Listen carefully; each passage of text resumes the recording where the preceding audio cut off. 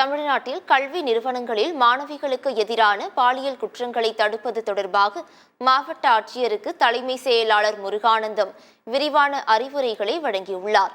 கல்வி மையங்களில் பாலியல் துன்புறுத்தல் சம்பவங்கள் மற்றும் பெண்களுக்கு எதிரான குற்றங்கள் அதிகரித்து வருவதாக புகார் எழுந்தது. இது தொடர்பாக தமிழக தலைமை செயலாளர் முருகானந்தம் காணொலி மூலம் மாவட்ட ஆட்சியர்களுடன் ஆலோசனை நடத்தினார். இந்த கூட்டத்தில் உள்துறை, உயர்கல்வித்துறை, சமூக நலத்துறை செயலாளர்கள், பல்கலைக்கழக துணைவேந்தர்கள், டிஜிபி சங்கர் ஜிவால் உள்ளிட்டோர் பங்கேற்றனர். இதில் பேசிய முருகானந்தம், பாலியல் துன்புறுத்தல் மற்றும் போதைப் பொருளுக்கு எதிரான நடவடிக்கை குறித்து மாணவ மாணவிகளுக்கு தொடர்ந்து விழிப்புணர்வு ஏற்படுத்த வேண்டும் என்று தெரிவித்தார்.